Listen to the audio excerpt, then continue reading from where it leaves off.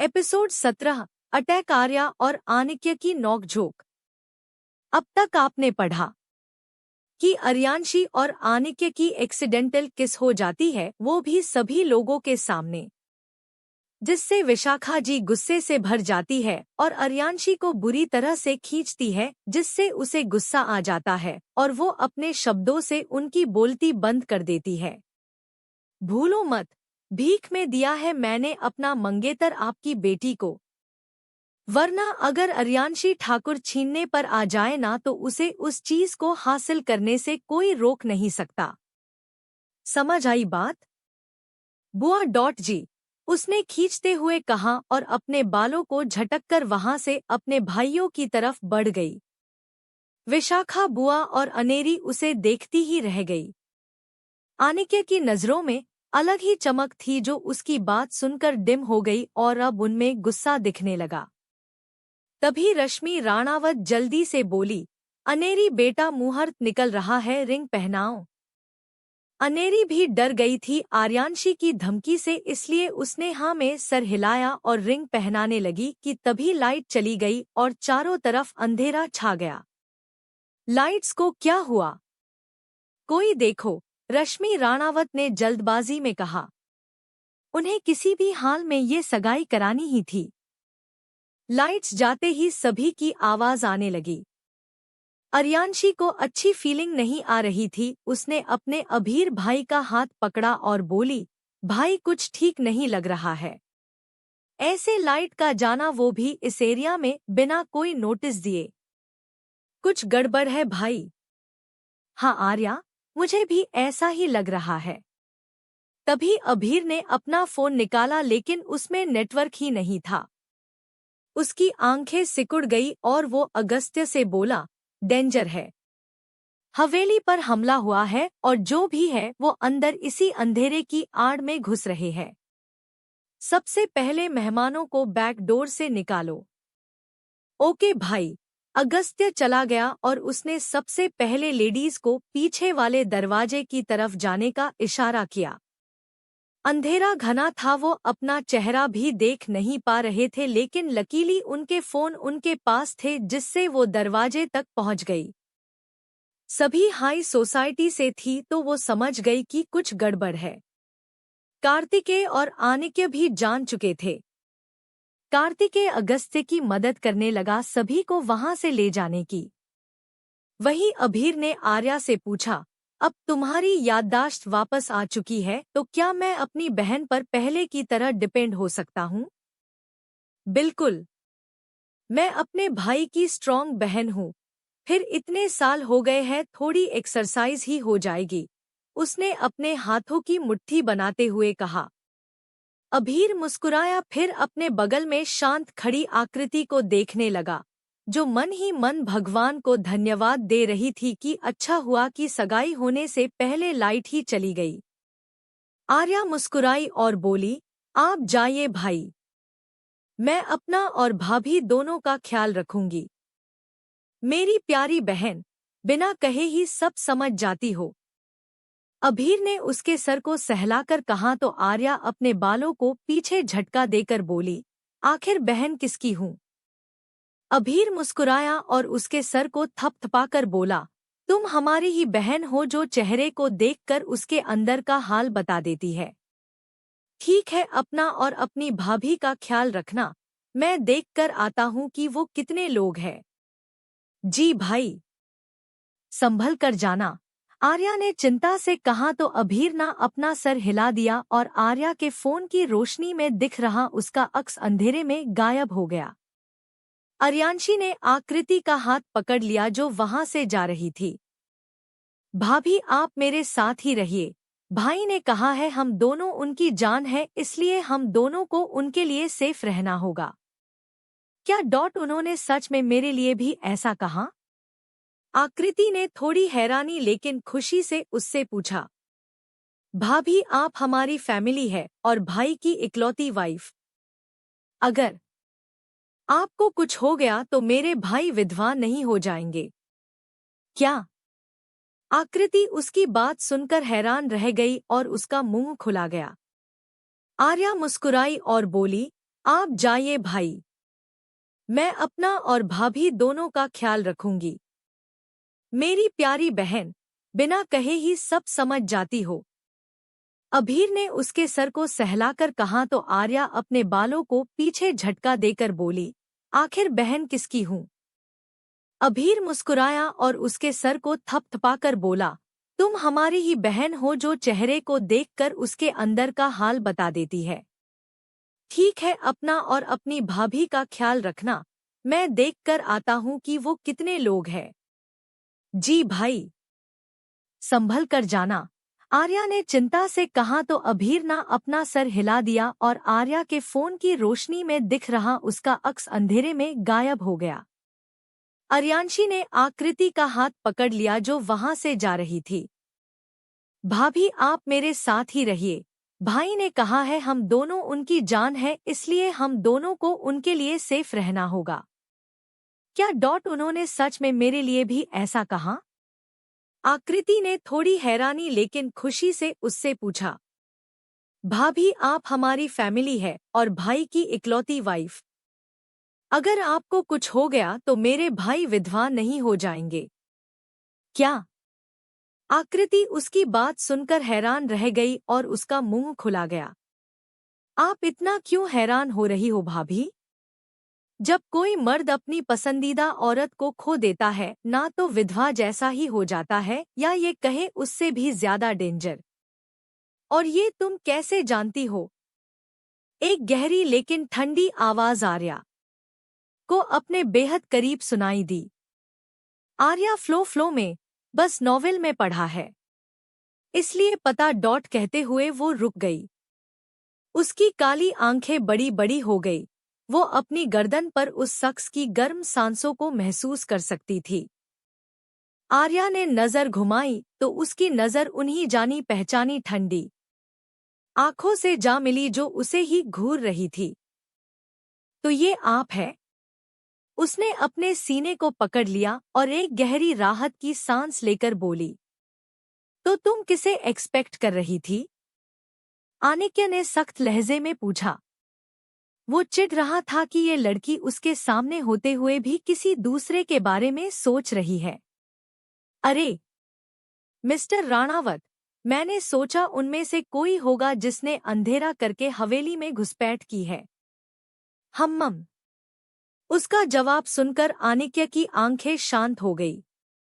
वहीं आकृति उन दोनों को इस तरह बातें करता देख मंद मंद मुस्कुरा रही थी। उन्हें डिस्टर्ब ना हो इसलिए वो अपनी हंसी को दबा रही थी जिससे उसकी आवाज से ये खूबसूरत सीन खराब ना हो जाए। तभी उसने अपने भाई के शब्द सुने जिससे उसकी हंसी गायब हो गई, बल्कि अब सदमा लगने की बारी उसकी थी। तुम इस साड़ी में उनसे कैसे लड़ोगी? और जहां तक मुझे पता है तुमने कभी लड़ना तो क्या एक्सरसाइज भी नहीं की है? आनिक्य ने अपनी ठंडी आवाज में कहा। माना कि आप बिजनेस टाइकून हैं और राणावत खानदान के वारिश, लेकिन कोई जादूगर तो नहीं हो जिसे सब कुछ पता हो, अर्यांशी ने चिढ़ते हुए जवाब दिया। आज पहली बार आनिक्य राणावत को किसी ने उल्टा जवाब दिया था, जिससे सबसे ज्यादा शौक आकृति को लगा था, क्योंकि आज तक जिसने भी उसके भाई के सामने बोलने की हिम्मत भी की थी वो अगले ही दिन शहर से गायब हो जाता था। वो कहाँ गायब होता था आज तक कोई नहीं जान पाया। आकृति को आर्या के लिए डर लग रहा था। उसने न सिर्फ उसके भाई के सामने ऊंची आवाज में बात की बल्कि उन्हें उल्टा जवाब भी दिया था। जब उसकी नजर अपने भाई के चेहरे पर गई तो वो डर गई। हे भगवान, ये आर्या जब से एक्सीडेंट के बाद घर आई है बार बार भाई से पंगे ले रही है। कहाँ मैं इसे अपनी भाभी बनाने के सपने देख रही हूँ और कहाँ ये भाई की जानी दुश्मन बनने पर तुली है। आकृति खुद से ही मन मुंह बनाकर बोली। फिर उसने बात बदलने के लिए आर्या से जल्दी से कहा, आप दोनों बातें बंद करो और इस बारे में सोचो कि करना क्या है। किसी भी पल वो हॉल में आ जाएंगे। उसका इतना ही कहना था कि उन सबको कई सारे कदमों की आहट करीब आते हुई सुनाई देने लगी। आहट बहुत धीमी थी लेकिन आनिक्य और अर्यांशी साफ सुन सकते थे। अर्यांशी ने अपनी साड़ी का ओपन पल्लू समेटकर घुमाते हुए अपनी कमर से लपेटकर घोंस लिया। फिर उसने अपने लंबे खुले बालों का मैसी बन बना लिया जिसकी कुछ लटें चेहरे के आगे झूल गई। उसकी इस अदा पर आनिक्य का दिल फिर से धड़कने लगा। वो अब इस रूप में आनिक्य को और भी ज्यादा खूबसूरत लग रही थी। उसने अपने मन में सोचा, पहले कभी ये मुझे इतनी सुंदर क्यों नहीं लगी। अब उसे कौन बताए कि पहले जो थी उसने उसकी बॉडी तो ले ली थी लेकिन उसके अंदर का चार्म उसे कभी कॉपी नहीं कर पाई। अब आर्या का चेहरा पहले जैसा मासूम, क्यूट और चिढ़ा हुआ नहीं लग रहा था। अब उसका चेहरा बहुत ही गंभीर हो गया। कदमों की आहट तेज हो गई। अब आकृति को भी समझ आ गया कि अचानक आर्या के भाव क्यों बदल गए। उसने आकृति को देखा और पूछा, भाभी आपको खंजर चलाना आता है? आकृति ने हाँ में सर हिला दिया तो वो झुक गई। आकृति असमंजस में उसे देखने लगी। वहीं उसके झुकने से उसका ब्लाउज लटक गया और उसके सीने का ऊपरी भाग दिखने लगा। आनिक्य का चेहरा गर्म हो गया। उसने जल्दी से अपनी नजरें फेर ली। किसी ने ध्यान नहीं दिया पर उसके कान लाल हो चुके थे। अगर किसी और की नजर उसके सीने पर चली गई तो उसने सोचा और इस ख्याल भर से ही उसकी आंखें बेहद ठंडी हो गई। इतना भी कुछ रिवील नहीं हुआ था, बस हल्का सा उसके सीने का शेप दिख गया था लेकिन आनिक्य ये भी किसी को देखने नहीं देना चाहता था। आकृति हैरान रह गई जब आर्या ने साड़ी के नीचे जो घुटने तक शॉर्ट्स पहने थे उनके अंदर से छुपा हुआ खंजर निकाला तो ये तुमने कब रखा? आकृति ने हैरानी से पूछा। भाभी ये बस सेफ्टी के लिए है, मैं इसे अपने पास ही रखती हूँ। फिर उस खंजर को आकृति के हाथ में थमाते हुए डॉट अब आप इसे यूज करोगी। लेकिन फिर तुम क्या करोगी? भाभी आप मेरी फिक्र मत करो, वैसे भी आपकी हवेली में इतने सारे शो पीस है, कब काम आएंगे। हाथ चलाने वाले के लिए हथियार कौन सा है मैटर नहीं करता, बस एक चीज मैटर करती है कि जो भी तुम्हारे हाथ में है उससे ऐसा वार करो कि सामने वाला उठ ना पाए और उठे तो इतना कमजोर हो जाए कि लड़ने की ताकत ही आधी हो जाए। उसकी बात सुनकर आनिक्य काफी इम्प्रेस हो गया था। आकृति भी जोश से भर गई और बोली, ठीक है अब हम दोनों एक दूसरे ही ढाल बनेंगे। ये हुई ना बात ठाकुर परिवार की बहू वाली। दोनों मुस्कुरा दी। तभी आनिक्य की ठंडी आवाज उनके कानों में पड़ी, वो यहाँ है छुप जाओ। अर्यांशी ने अपनी हील भी आहिस्ते से उतार दी और उन्हें अपने हाथों में ले लिया। आकृति ने भी उसकी देखा देखी वैसा ही किया। तभी अर्यांशी को कुछ ध्यान आया और वो रुक गए। उसे रुका देख आनिक्य की आंखें छोटी हो गई लेकिन अगले ही पल उसकी सर्द आंखें समान भी हो गई। Cold robot. मिहिर भाई वॉशरूम गए थे लेकिन तभी लाइट चली गई। वो मुझे दिखे ही नहीं और ना वापस लौटे। मुझे उनकी बहुत फिक्र हो रही है। अर्यांशी ने अनजाने में ही आनिक्य की बाह को हल्के से अपने एक हाथ से पकड़कर कहा। वो इस वक्त उसे बहुत प्यारी लग रही थी।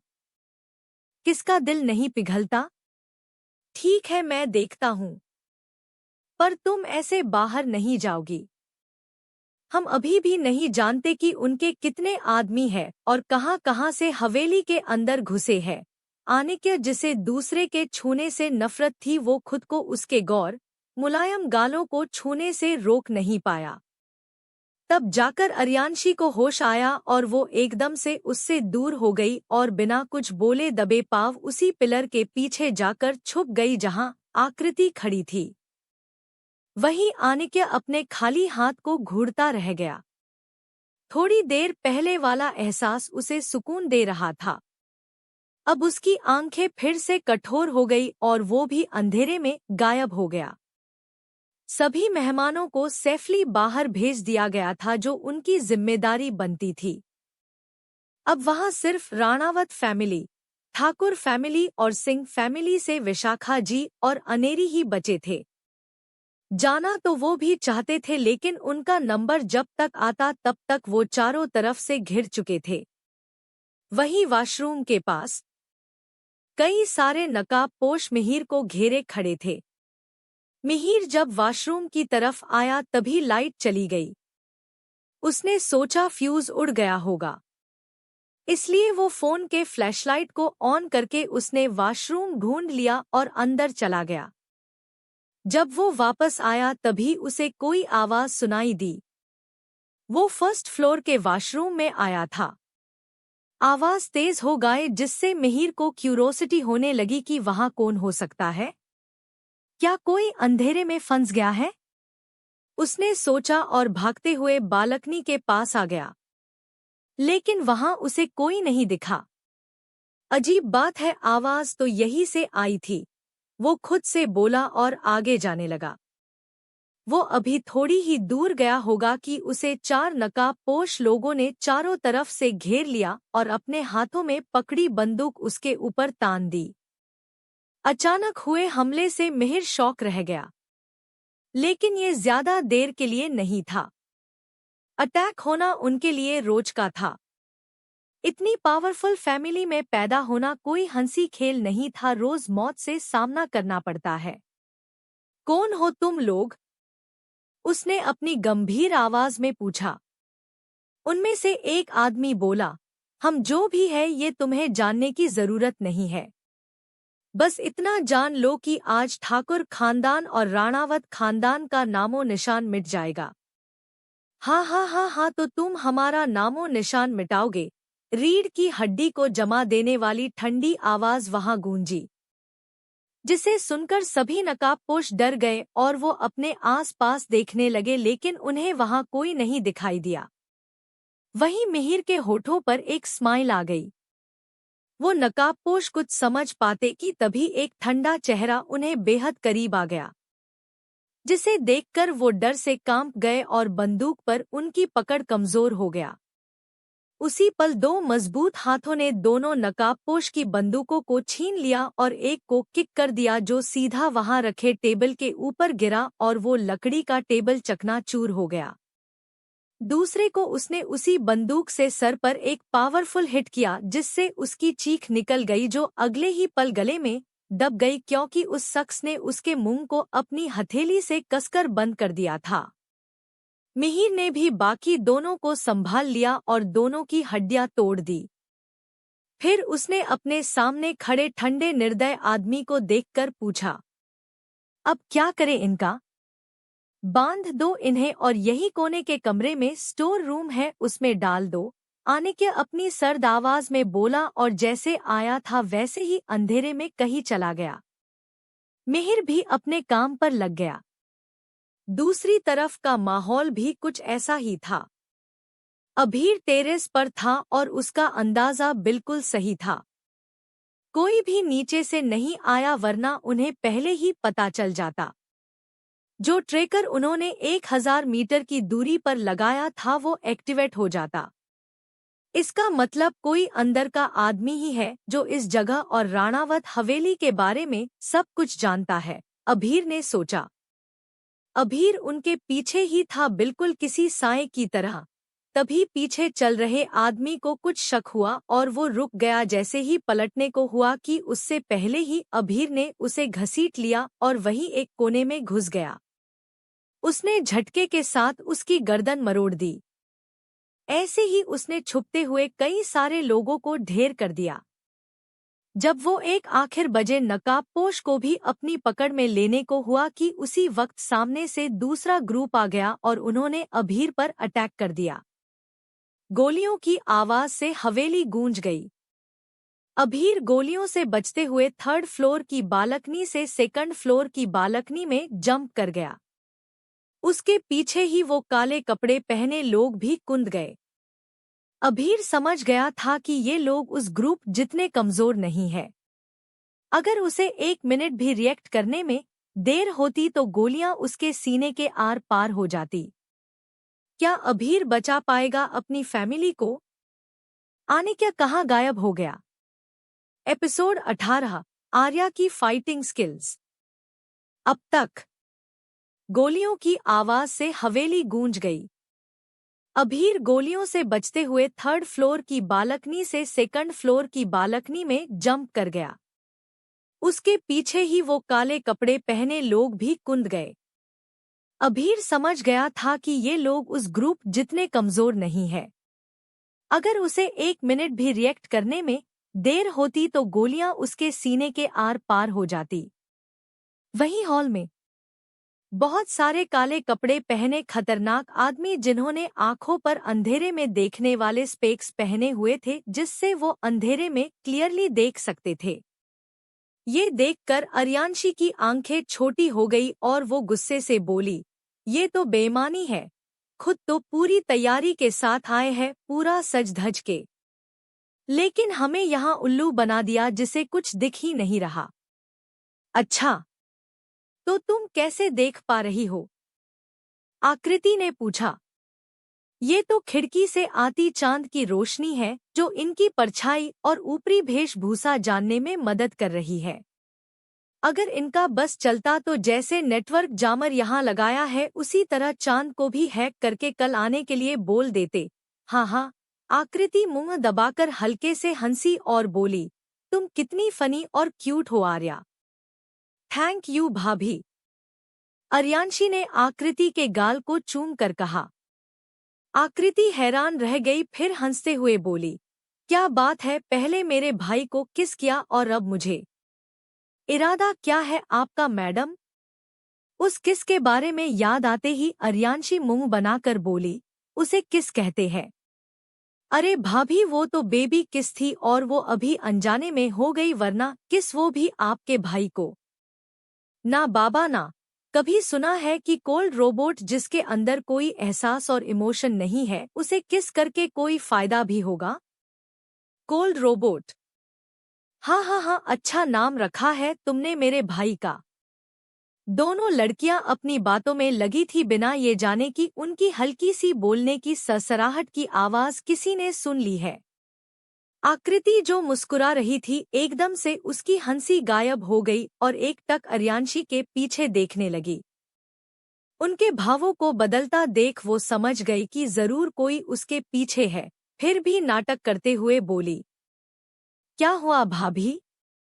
आप इतना शॉक्ड क्यों लग रही हो? सेंटेंस खत्म होने से पहले ही वो पलटी और उसने अपने पीछे खड़े शख्स की गर्दन पर खंजर रख दिया।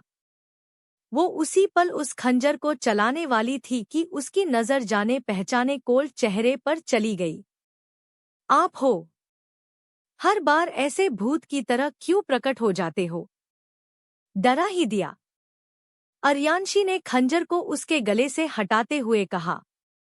आनिक्य उसे बुरी तरह घूरते हुए बोला, इस बार मैं था, वरना तुम जितना रिलैक्स होकर गॉसिप कर रही हो उससे दुश्मन को अपना शिकार आसानी से मिल जाता। तो इस बार वो आप थे इसलिए बच गए, वरना मेरा खंजर और उसकी गर्दन होती जो भी हमारे करीब आता। अर्यांशी ने भी स्मिर्क के साथ कहा। आनिक्य बस एक टक उसके चेहरे को देख रहा था जिस पर इतना कॉन्फिडेंस था जो पहले कभी उसने देखा नहीं था। आर्या, खंजर तो मेरे पास था, फिर तुम्हारे पास कैसे आया? आकृति ने हैरानी से अपने हाथ को देखकर पूछा। भाभी, इसे कहते हैं हाथ की सफाई, सामने वाले को पता भी ना चले और कब उसके हथियार से ही काम तमाम हो जाए। अर्यांशी ने डेविल स्माइल करते हुए कहा। वाह, ये टेक्निक तो बहुत अच्छी है, मुझे भी सीखना। आकृति एक्साइटेड होते हुए बोली। ये चोर सीखते हैं। आनिक्य अपनी ठंडी आवाज में आर्या को घूरते हुए बोला। जादूगर भी सीखते हैं क्या? वो भी चोर है, वो चिढ़कर बोली। तो क्या तुम जादूगर हो? आनिक्य ने अपनी एक आईब्रो उठाकर सर्द लहजे में पूछा। आर्या अपने माथे पर आई लटों को फूंक मारते हुए बड़ी अदा से, नहीं मैं तो जादूगरनी हूँ, जो आंखों के सामने से जादू करके गायब हो जाती हूँ। ये कहकर उसने आनिक्य को देखकर आंख मार दी। वो आंखें फाड़े उसे देखता ही रह गया। आनिक्य ने गुस्से से अपनी नजरें उससे हटा ली, तभी किसी के चीखने की आवाज पूरे हॉल में गूंज गई। दोनों ने उस तरफ देखा तो उनकी आंखें गुस्से से लाल हो गई। एक नकाबपोश आकृति के बालों को खींचते हुए उस पर गन ताने बाहर घसीटते हुए ले जा रहा था। उसकी नज़र उन दोनों पर नहीं पड़ी थी क्योंकि वो बहस करते करते एक कोने में आ गए थे जिससे उनके और आकृति के बीच पिलर की आड़ आ गई थी। साले छोड़ मेरी भाभी को। अर्यांशी गुस्से से भर गई और उसका ऑरा बहुत ही खतरनाक हो गया। लेकिन उसी गुस्से में उसने एक गलती कर दी थी। हॉल में जितने भी नाकापोश थे उसकी आवाज सुनकर वो अलर्ट हो गए और आवाज की दिशा में आने लगे। आनिक्य ने गुस्से से उसके हाथ को पकड़ा और बोला, ये क्या किया तुमने? देखो अब हम उनकी नजर में आ चुके हैं, ऐसे बचाओगी सबको तुम?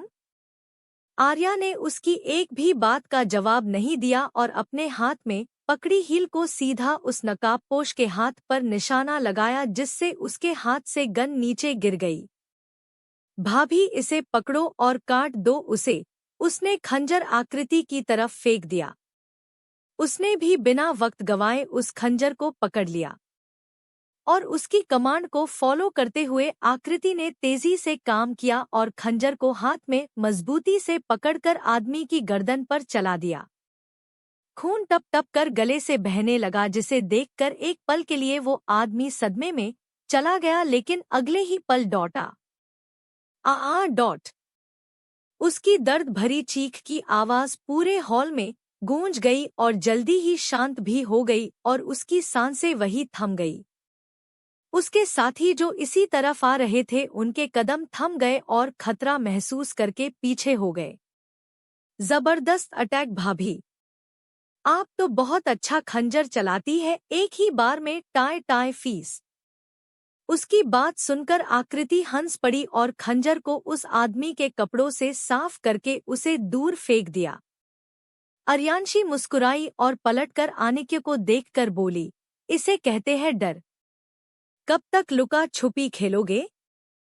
सामने वाले को इतना डरा दो कि वो छुपने पर मजबूर हो जाए। हा।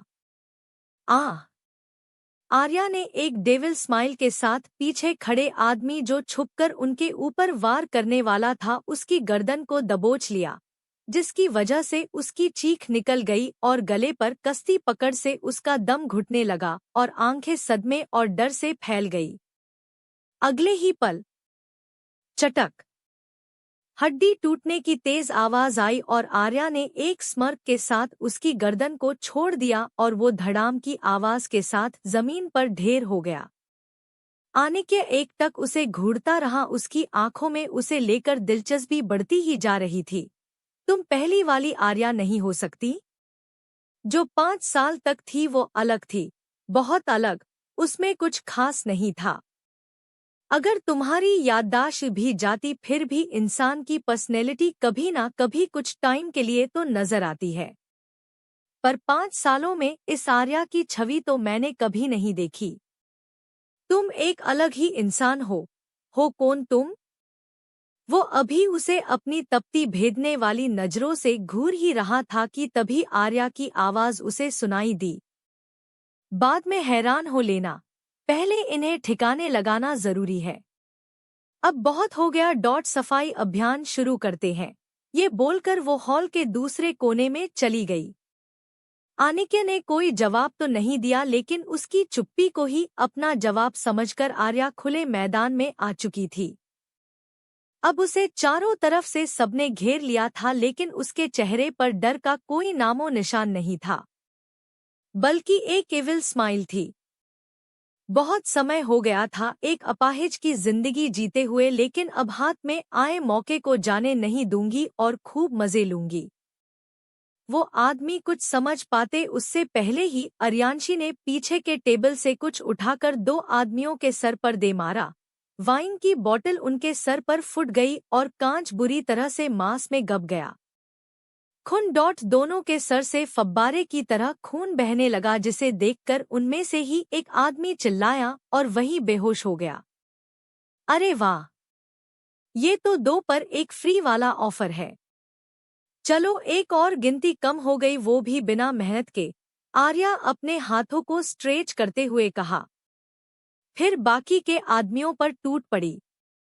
उसने एक जोरदार वार अपनी कोहनी से उसके जबड़े पर किया जिससे उसका जबड़ा हिल गया और बिना रुके उसके पेट पर 2 पंच मार दिए।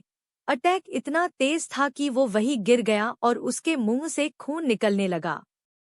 अपने दूसरे साथी को भी तड़पता देख वो बौखला गए और अर्यांशी पर घातक हमला कर दिया। उनके अटैक से आर्या का बैलेंस बिगड़ गया लेकिन उसने खुद को गिरने से बचा लिया। इंटरेस्टिंग। तो तुम अब मुझ पर मार्शल आर्ट के पेतरे अपनाओगे? उसने कहा और उन्हें समझने का मौका दिया। वो घूमी और एक तेज पावरफुल किक 2 बार उड़ते हुए उसके चेहरे पर मार दी। आनिक्य फाइट करते हुए उसे देखता रह गया। उसकी आंखों की चमक तेज हो गई और वो अपनी नजरें उससे हटा ही नहीं पा रहा था। वही वो आदमी उड़ता हुआ वहां रखे साउंड सिस्टम पर जा गिरा और उसमें से गाना बजने लगा जो इस वक्त आनिक्य की फीलिंग को साफ बयां कर रहा था। वो सामने खड़े नकाबपोश का हाथ मरोड़ते हुए वही खड़ा उसके सर को दूसरी तरफ करके एक टक अर्यांशी के मूवमेंट को और फेस के गंभीर भाव को देखता रहा। दूसरा आदमी भी उसी तरह उड़ता हुआ उसी आदमी के ऊपर जा गिरा जिससे वो गाना बंद हो गया। इतनी परफेक्ट स्किल बिना किसी ट्रेनिंग के ये कैसे पॉसिबल है? क्या ये सच में वही है या कोई और? आनिक्य ने हैरानी से सोचा। आज अर्यांशी का ये रूप देखकर उसके मन में कई सारे सवाल उठ चुके थे जिनका जवाब उसे मिलेगा या नहीं ये तो वक्त ही बताएगा। सभी को मारने के बाद आर्या उन लोगों की तरफ आई जो वही सदमे में खड़े थे। वो आदमी जो उसकी खूबसूरती में खो चुके थे। अब जाकर उन्होंने उसे ध्यान से देखा था। उनमें से एक ने आर्या की कलाई पकड़ ली और उसे ऊपर से लेकर नीचे तक गंदी नजरों से देखने लगा। आनिक्य जो अब दूसरी तरफ से आए ग्रुप से लड़ रहा था लेकिन उसकी नजर बराबर अर्यांशी और आकृति पर बनी हुई थी। जब उसने देखा कि एक आदमी ने उसके हाथ की कलाई पकड़ रखी है और वो उसे गंदी नजरों से घूर रहा है तो उसका गुस्सा खौल उठा और उसने दोनों आदमियों के सर आपस में बेरहमी से टकरा दिए। आ दोनों आदमियों को दिल दहला देने वाली चीख हॉल में गूंज गई जिसे सुनकर अर्यांशी का ध्यान भटक गया और वो आदमी भी होश में आया। अपने सामने खड़ी लड़की का ध्यान भटका देखा जिसका फायदा उठाकर उस आदमी ने उसके सर पर वार करना चाहा कि तभी आकृति ने पीछे से खंजर उसकी पीठ में घुसा दिया। दर्द की वजह से उसके हाथ कमजोर हो गए और उसके हाथ से आर्या का हाथ फिसल गया। अर्यांशी को भी एहसास हो गया था कि वो उस पर अटैक करने वाला है लेकिन अपनी भाभी को एक्शन में देखकर वो वैसे ही खड़ी रही। दोनों एक दूसरे को देखकर मुस्कुराई और फिर साथ में ही अपने दुश्मनों के साथ लड़ने लगी। आर्या को देखते हुए आकृति भी फाइटिंग कर रही थी। उनकी जोड़ी किसी को भी फैल करने के लिए काफी थी। तभी एक तेज किक अर्यांशी को लगी और वो नीचे गिर पड़ी। आर्या! आकृति ने चिंता से उसे पुकारा। आनिक्य ने झटके से सभी को गोली से भून दिया और अर्यांशी के पास भागा। आर्या को गिरने की वजह से सर पर उसी जगह चोट आ गई थी जहां उसे एक्सीडेंट के टाइम चोट लगी थी। ये चीज आनिक्य ने नोटिस कर ली थी। जैसे ही वो आदमी आर्या के ऊपर पैर रखने को हुआ कि आनिक्य आर्या के ऊपर आ गया और वो पैर उसकी पीठ के खिलाफ मजबूती से दब गया।